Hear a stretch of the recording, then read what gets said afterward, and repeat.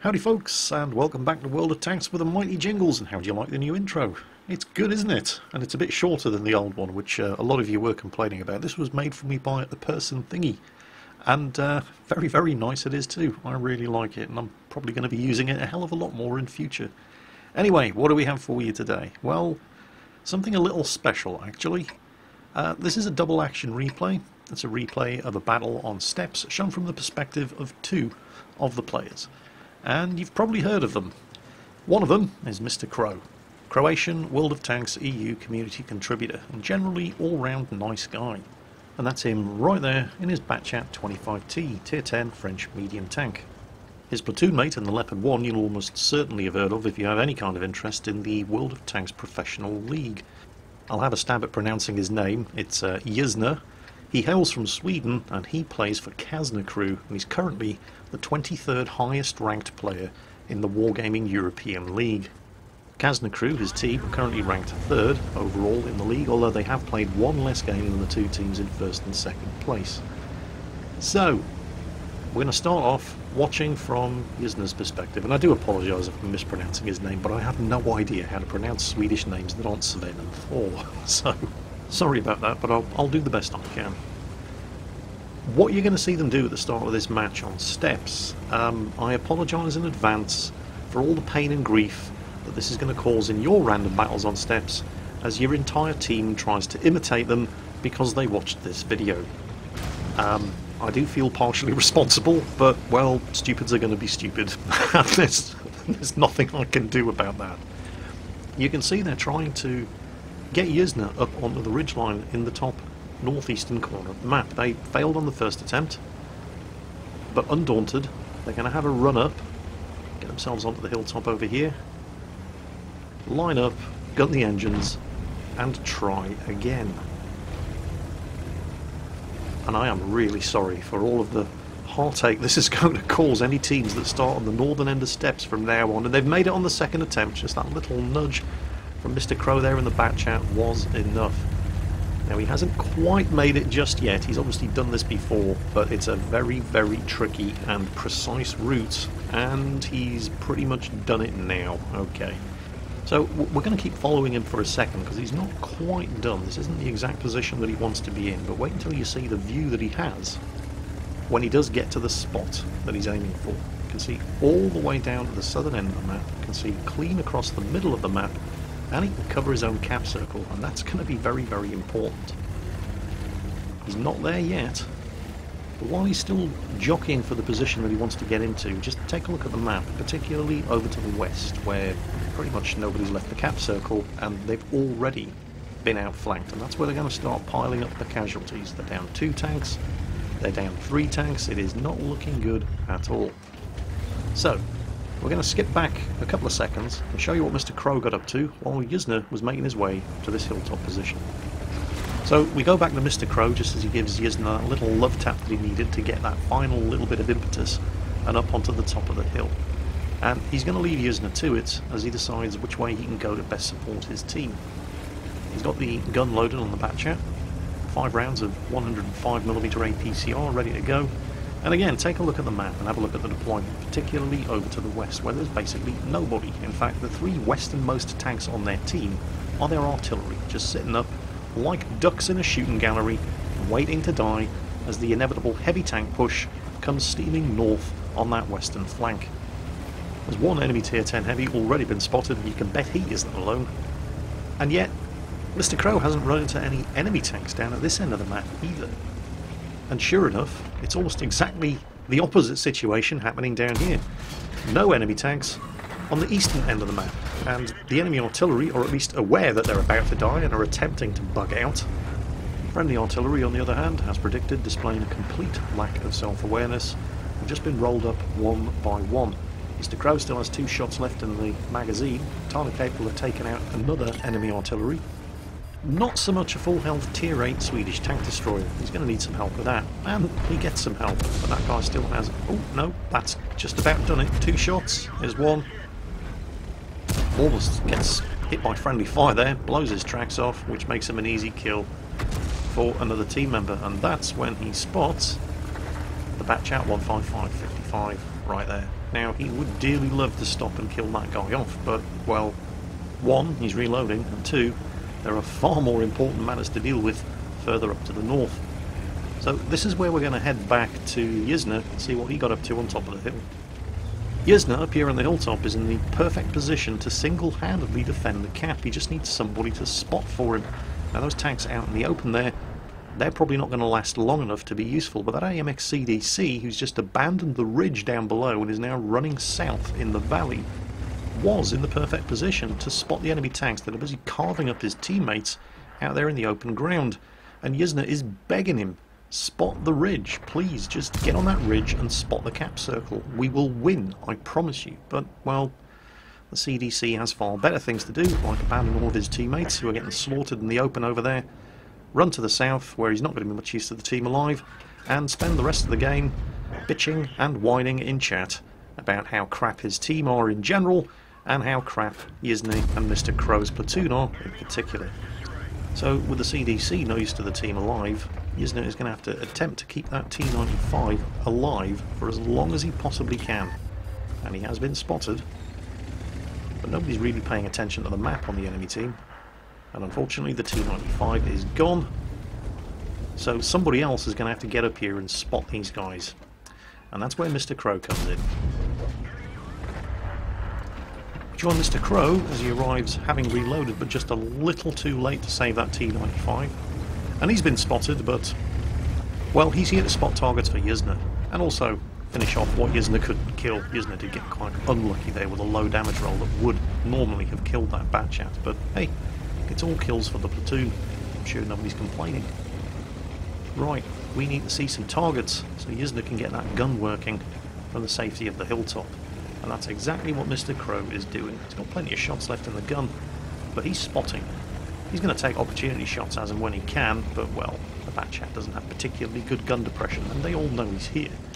The enemy team with 10 kills to our 5 are not interested in capping. They want to kill everybody, and, well, to be completely fair, as long as MisterCro keeps spotting them in the open there, they can't cap. MisterCro takes a calculated risk here, stopping to shoot at the 113, confident that no 113 is going to be able to fire on the move and snipe his turret, and so of course that's exactly what the 113 does. Very unlucky to take a hit there, but he got the kill. Meanwhile, up on the hilltop, with the wealth of targets down below spotted by MisterCro, Yzne's gun pretty much never stops shooting. Now, he can penetrate with every single shot that he fires, but he penetrates with most of them, and the damage is really starting to add up. But he doesn't fall victim to tunnel vision, which a lot of people would in this sort of position. He's paying attention to the map. And with a little bit of careful repositioning, from up here he's also in a perfect position to slow down the advance of the remaining enemy heavies as they attempt to sneak around from the south and catch the team in a pincer movement. And he's really putting the hurt into that T-32, and I'm pretty sure a lot of people would have stopped to finish the T-32 off, but Yzne recognises that the T-54, making a run on the Oho down there, is a much more serious threat. So he prioritises him, he's put one shot into him, manages to get another one in, but he's forced to back off before the T-54 can spot him up here. Switches to another target that he can shoot at without being detected, and it's going to be up to MisterCro to deal with that T-54, hopefully before the Oho goes down. MisterCro has spotted the danger. He's definitely got enough ammunition to finish off the T-54, especially after Yzne put 2 shots into him, but he's just not quick enough to get up there and save the Oho. He does manage to kill the T-54 and avoids the shot from yet another T-32 and a KV-4 who have appeared to the south, but the scores are 7-12. They're outnumbered nearly 3-1. Back on the hilltop with Yzne, he's doing his level best to keep MisterCro alive, whittling down the health and numbers of the tanks to the south. And with the T-32 finally dispatched, he switches his attention to the Guerrilla 15, who's being heavily pressured by Centurion Action 10, amongst other things. It's a shot into the Centurion, but it's too late to save the Guerrilla. Meanwhile, Mr. in the Batchat is about to demonstrate just exactly why this tank is so incredibly deadly in late game. Lots and lots of enemies are on low health. Now, he hits the Centurion after killing the T-32, but the tracks and the skirt armour takes it. He can afford to take one hit from this guy. Yzne can't shoot him, he's in the dead ground underneath his gun, and he finishes off the Centurion. But now he's reloading, and here comes the KV-4, and he has taken a hit. Yzne, help! Yzne, meanwhile, had ducked back into cover to avoid being spotted by the Centurion Action 10 that Mr. Crow's about to dispatch, and takes the opportunity to put a couple of shots into this Emil 1, who's also in hot pursuit of Mr. Crow's Batchat. But while Mr. Crow's Batchat is relatively easily able to disengage from and evade the KV-4 while he's reloading, that T-49 is going to be another matter entirely. Yzne's seen the threat. He put one shot into him but missed. The T-49 fires on the move and misses. Yzne slams a shot into him, but now he's effectively out of the field of fire. Mr. Crow uses auto-aim. He's almost reloaded. Yzne switching fire to the KV-4 at the rear. One shot hits, second shot misses. The T-49 is about to reload. Mr. Crow stops, aims, and makes sure of it. Having done what he can to assist Mr. Crow, Yzne turns his attention to this very poor, unfortunate KV-4 who was so cruelly denied the opportunity to charge down the hill and ram and crush a Batchat beneath his tracks. This guy has no idea where Yzne is. He knows where he's taken fire from, but his gun isn't even pointing up here. There's a guy who's on the forums right now complaining about German cloaking devices. So, now it's 2 against 3. Having killed the T-49 and with 2 shots remaining in his magazine, he was quite unlucky that it took him 3 shots to finish that guy off, he heads north and spots the T-44. His first shot bounces, which is kind of unfortunate because that guy's a one-shot kill, and the second shot misses completely. But he spotted him, and that's all the encouragement that Yzne needs. Lines up the shot on the T-44 with the APCR, but he is angled when he fires, and luckily for the T-44 it bounces. But he starts taking evasive action and goes momentarily unspotted. But, well, Yzne's been playing this game for a while now. He knows more or less where to lead the shot in order to hit an unspotted enemy, and that's his 4th kill. Mr. Crow is on a Top Gun. There are 2 enemy tanks remaining, and Yzne is on 4 kills. There's the Emil 1. Oh, and he's looking the wrong way. Well, isn't that a shame? There's 1. And he's missed. And there's 2. 1 enemy tank remaining, the artillery. Mr. Crow on a Top Gun. Yzne on 5 kills. They already have a brothers in arms, 3 kills for every platoon member, and survive to the end of the battle, assuming they survive until the end of the battle. They nail that artillery.